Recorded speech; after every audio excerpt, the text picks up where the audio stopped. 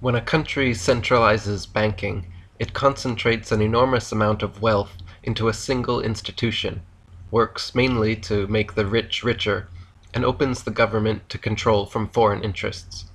As Bill Clinton's mentor Dr. Carroll Quigley wrote, the powers of financial capitalism had another far-reaching aim, nothing less than to create a world system of financial control in private hands, able to dominate the political system of each country and the economy of the world as a whole. This system was to be controlled in a feudalist fashion by the central banks of the world, acting in concert by secret agreements arrived at in frequent private meetings and conferences. The apex of the system was the Bank for International Settlements in Basel, Switzerland, a private bank owned and controlled by the world's central banks, which were themselves private corporations.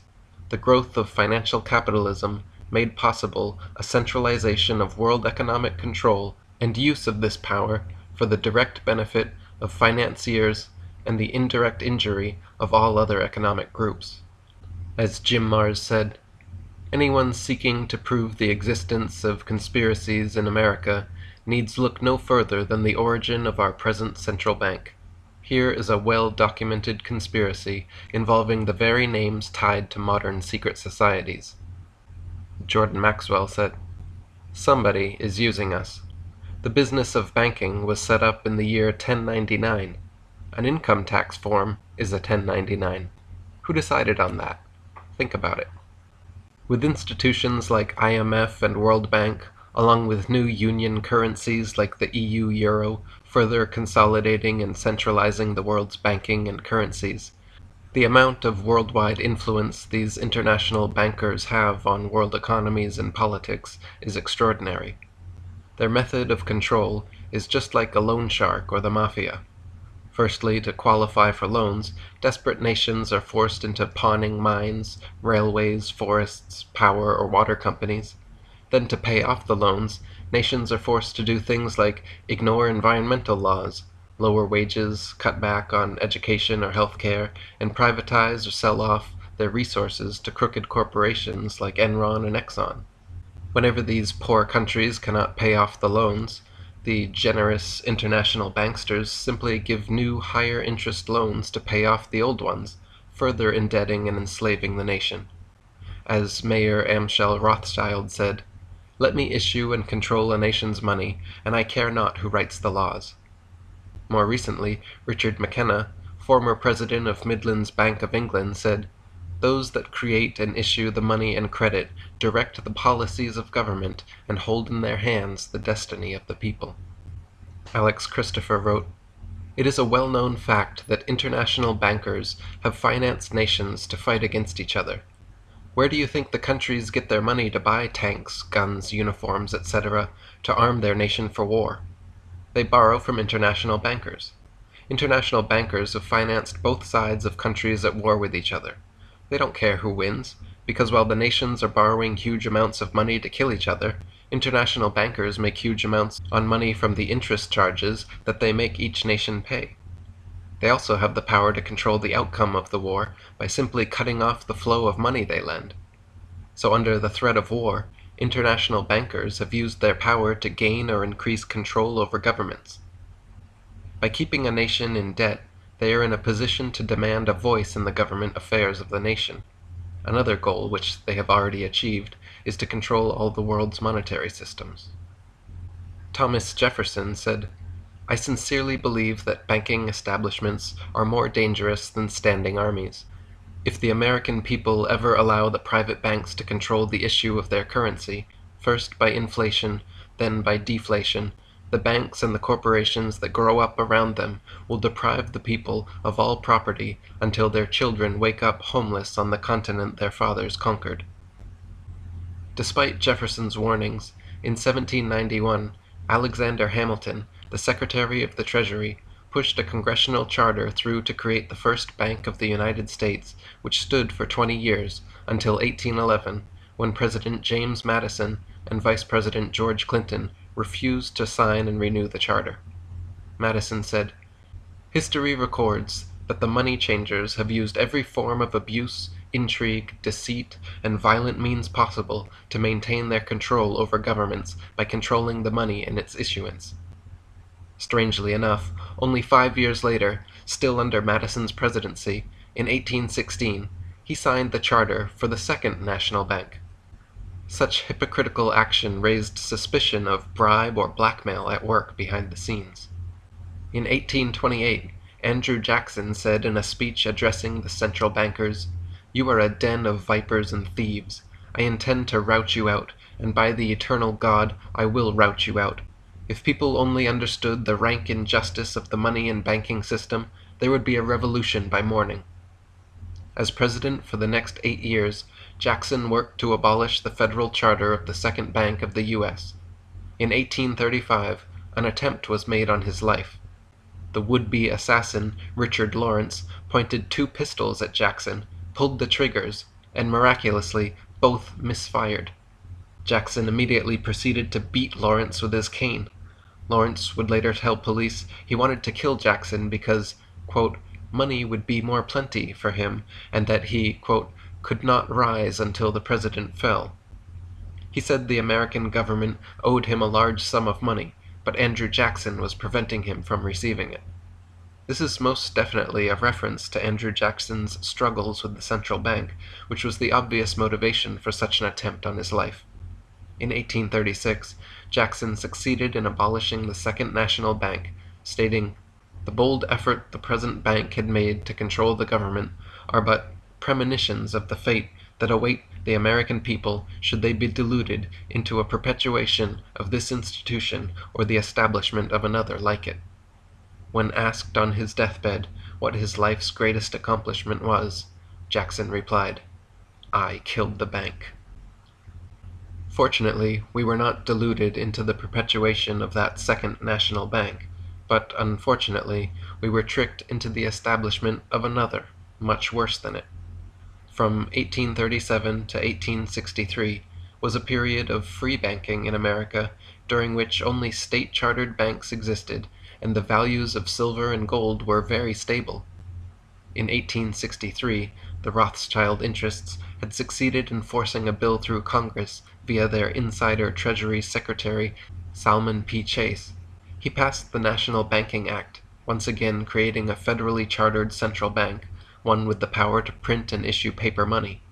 At the time, President Abraham Lincoln fought against the central bankers and said, "The money power preys upon the nation in time of peace and conspires against it in times of adversity. It is more despotic than monarchy, more insolent than autocracy, more selfish than bureaucracy. I see in the near future a crisis approaching that unnerves me and causes me to tremble for the safety of our country. Corporations have been enthroned, an era of corruption will follow, and the money power of the country will endeavor to prolong its reign by working upon the prejudices of the people, until the wealth is aggregated in a few hands and the republic is destroyed." He was shot and killed a year and a half later in April 1865. From 1864 to 1913, the National Banking Act and the Civil War all but forced the majority of America's banks to become nationalized. The effort to create the third U.S. central bank began in 1873, when the Bloodline International Banking Cartel engineered the first of 3 financial panics, which they used to scare the public into accepting the Federal Reserve. Eustace Mullins wrote, "A study of the panics of 1873, 1893, and 1907 indicates that these panics were the result of the international bankers' operations in London. The public was demanding in 1908 that Congress enact legislation to prevent the recurrence of artificially induced money panics. In 1881, President Garfield was assassinated less than 4 months after taking office. He was another anti-banking establishment president who took action and spoke out against them. He was coincidentally shot and killed shortly after declaring, quote, "Whosoever controls the volume of money in any country is absolute master of all industry and commerce, and when you realize that the entire system is very easily controlled, one way or another, by a few powerful men at the top, you will not have to be told how periods of inflation and depression originate." The next presidential assassination happened 20 years later when a supposed anarchist shot William McKinley twice at point-blank range. Once again, McKinley was a strong supporter of the gold standard and helped pass the Gold Standard Act of 1900, less than a year before his death. On November 22, 1910, 7 of the richest men in the world met at J.P. Morgan's personal island retreat off the coast of Georgia called Jekyll Island. The 7 men were Frank A. Vanderlip, Abraham Piet Andrew, Henry P. Davidson, Charles D. Norton, Benjamin Strong, Paul Moritz Warburg, and Nelson W. Aldrich. Behind these men stood the banking and investment interests of the Rockefellers, Rothschilds, Schiffs, Morgans, and Warburgs. The 7 Jekyll Island conspirators met for 7 days and planned a series of radical banking reforms necessary to create the Federal Reserve. When the media learned about Jekyll Island meetings, the bankers all claimed they were out duck hunting. Later in life, however, conspirator and president of New York National City Bank, Frank A. Vanderlip, admitted otherwise when he wrote, "There was an occasion near the close of 1910 when I was as secretive, indeed as furtive as any conspirator. I do not feel it is any exaggeration to speak of our secret expedition to Jekyll Island as the occasion of the actual conception of what eventually became the Federal Reserve System." Woodrow Wilson had said of the earlier 3 financial crises that all this trouble could be averted if we appointed a committee of 6 or 7 public-spirited men like J.P. Morgan to handle the affairs of our country. And that is exactly what happened. Ralph Epperson wrote, "So the American people who had suffered through the American Revolution, the War of 1812, the battles between Andrew Jackson and the Second Bank of the United States, the Civil War, the previous panics of 1873 and 1893, and now the panic of 1907, were finally conditioned to the point of accepting the solution offered by those who had caused all of these events, the international bankers. That solution was a central bank." Jim Marrs wrote, "These men concluded not to have one central bank in the United States, but several, and they agreed that no one was to utter the words central or bank. Most important, they decided that this creation would be made to look like an official agency of the U.S. government. They called it the Federal Reserve, but it is neither federal nor a reserve. It is about as federal as Federal Express, and as much a reserve as American Indian reservations. It is a network of banks, 5 originally, now 12, headed at the New York branch, all of them privately owned, but made to appear like an official government agency. The original stockholders of the Federal Reserve were Rockefellers, Rothschilds, Warburgs, Russells, Morgans, Peabodys, and Reynolds, all Illuminati families." Fritz Springmeier wrote, "The Federal Reserve Bank of New York was controlled by 5 banks which owned 53% of its stock. These 5 banks were controlled by Nathan M. Rothschilds and Sons of London. Control over the U.S. Fed is basically control over the world's money. That fact alone shows how immense the Rothschilds' power is. If one examines who has been appointed to head the Fed and to run it, the connections of the Federal Reserve System to the Rothschilds can further be seen. Another private enterprise using the name Federal that the Rothschilds also direct is Federal Express. Anyone else might be taken to court for making their businesses sound like they are government, not the Rothschilds. It is appropriate for them to appropriate the name of Federal because, by way of MI6 via the CIA, they instruct the U.S. government. Senators are bought and paid off by their system, as investigators of the BCCI are discovering. In 1913, in an effort to pacify dissenters, the conspirators pre-planned a fake opposition to their central bank scheme. House Banking and Currency Committee Chairman Carter Glass wrote what was promoted as an alternative solution, the Federal Reserve Act. Jim Marrs wrote, "Jekyll Island planners Vanderlip and Aldrich spoke out venomously against Glass's bill, even though entire sections were identical to the Aldrich plan. It was clearly an effort to garner public support for the Glass bill by the appearance of banker opposition. the appearance of opposition by Wall Street was necessary. William McAdoo, Wilson's son-in-law, who was appointed Secretary of the Treasury, later revealed, "Bankers fought the Federal Reserve Act with the tireless energy of men fighting a forest fire. They said it was populistic, socialistic, half-baked, destructive, infantile, badly conceived, and unworkable." However, McAdoo said in interviews with these bankers, "I perceived gradually, through all the haze and smoke of controversy, that the banking world was not really as much opposed to the bill as it pretended to be."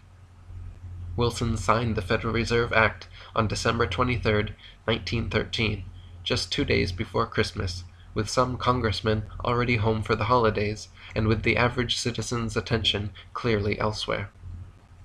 In 1913, Congressman Lindbergh warned that the Federal Reserve System establishes the most gigantic trust on earth.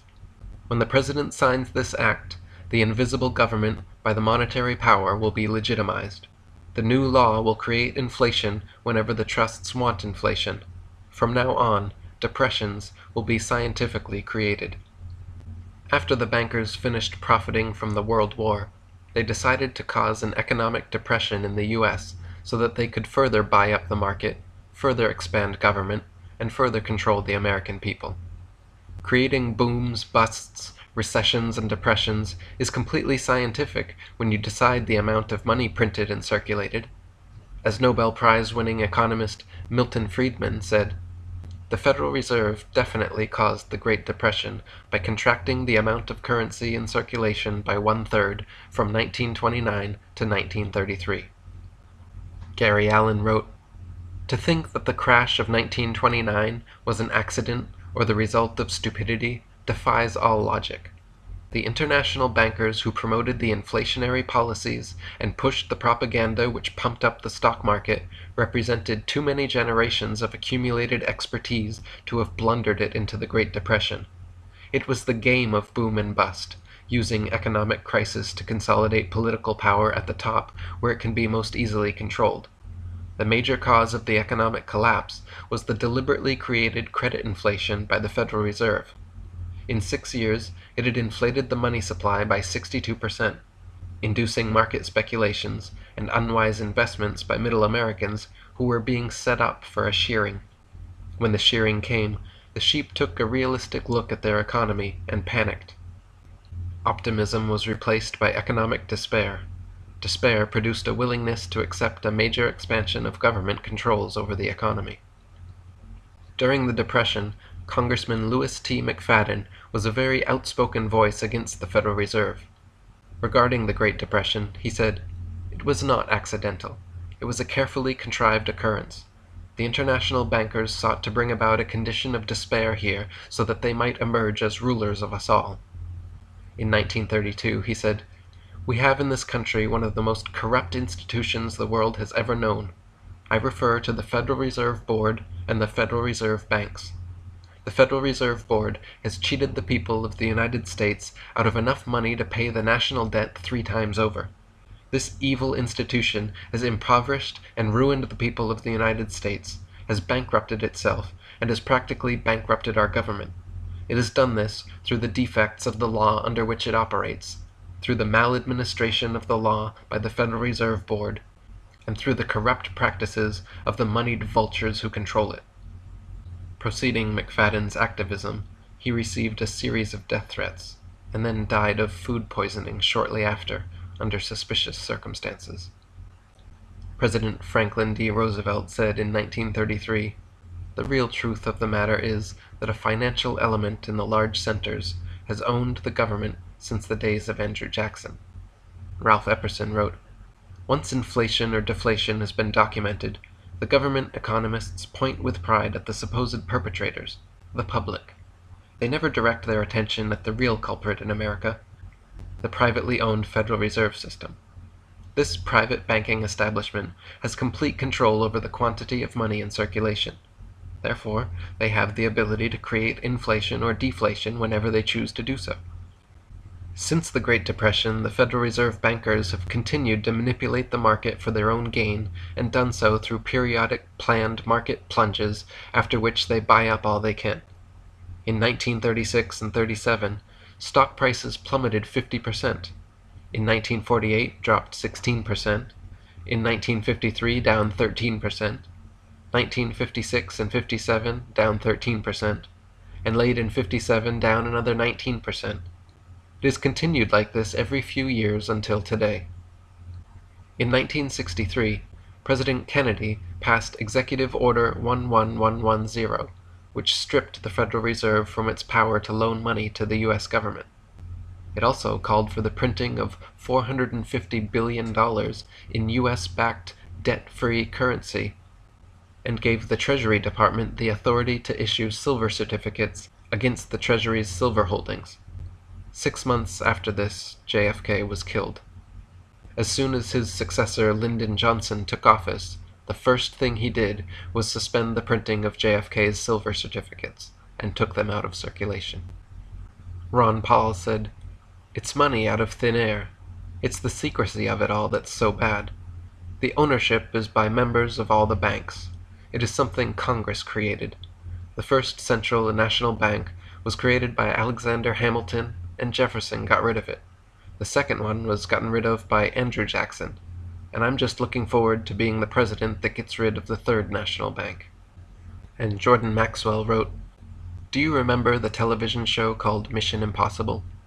If you ever see a rerun, watch the opening of the show very closely. What will come up on the screen will be the insignia IMF, supposedly standing for the Impossible Mission Force. The Impossible Mission Force, the IMF, the International Monetary Fund, what were they always doing on the show? They were always tricking leaders out of positions of authority, assassinating somebody, helping people escape, or doing some other dirty deal, all in a war for power. Whose power? Of course, they were always working for some government, but the agents are not supposed to know who that is for sure. They just do their jobs, not knowing who's really hired them. The IMF just sends them out on a mission that they must perform at all costs. And if anyone should find out who's really pulling the strings, then the agents are told that we are going to disavow any connection to you. Well, that is the IMF, the International Monetary Fund, which is the power behind the Federal Reserve System, which is raping our country and destroying our economy. And these guys are doing it right in front of you, telling you what they are doing. But we just don't see it, even after they spell it out for us on television. They are even making comedies about it, like Get Smart. On one side you have chaos, and on the other you have control. And when you watch the show closely and ignore the foolishness, it is easy to see that the same operation is running both sides, creating chaos, then rushing in to control it, in order to accomplish an agenda. That is how it has always been. Get smart. They are telling you something.